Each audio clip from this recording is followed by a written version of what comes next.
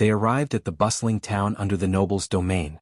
The streets were crowded with people, and the market was overflowing with goods. Herbs from dungeon subjugations, monster materials, rare trinkets, and countless other fascinating items. Miriam's eyes sparkled with excitement as she looked around at everything on display. Felid, however, quietly warned Eugene that if he planned to shop here, he should be careful.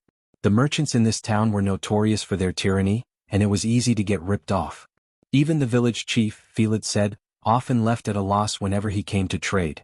Eugene simply thought that before worrying about being careful, he first needed money. He stopped in front of a shop and asked the shopkeeper if he was interested in buying some pelts. He placed several black wolf pelts on the counter. Black wolves were rare beasts in this region, and the quantity he had brought was not small. The shopkeeper examined them closely, then glanced up at Eugene.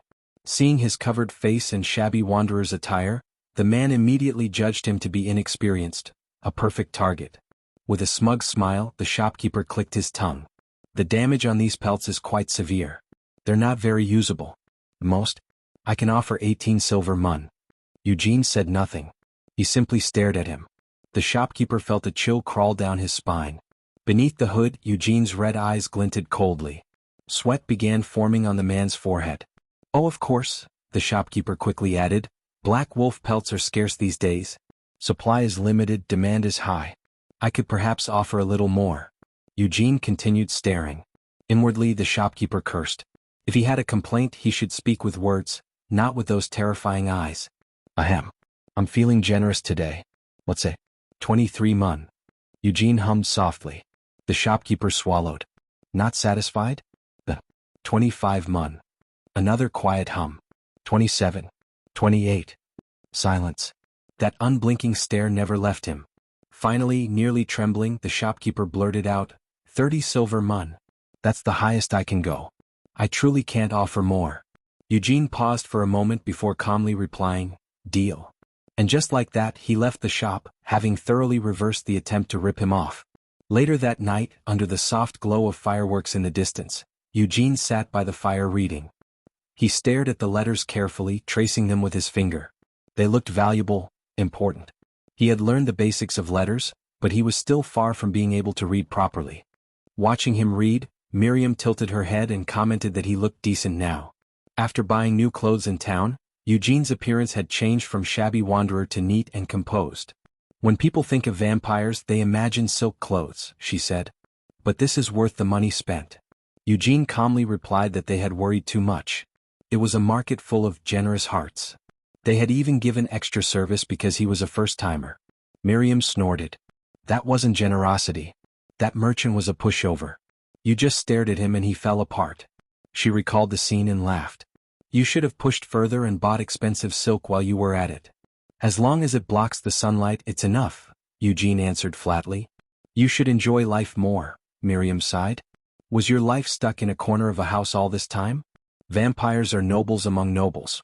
They wear silk in magnificent castles under the moonlight, order servants around, live luxuriously, and drink fresh blood like fine wine. Eugene glanced at her. You said you only lived in the wetlands. You know quite a lot.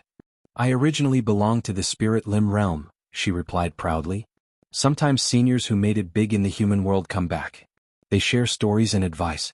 That's how I learned.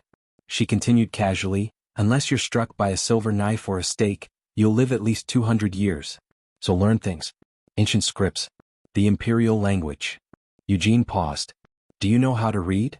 Miriam answered bluntly, no. Their conversation was interrupted when Felix approached from behind. He apologized for earlier and hesitated before asking if Eugene had been speaking to someone. I was talking to myself, Eugene replied. Is your stomach better? Felix flushed in embarrassment. I'm sorry for showing such an unsightly side. While dressing the rabbit, I remembered what happened this morning. It turned my stomach inside out. It's fine, Eugene said calmly. Most people aren't used to corpses.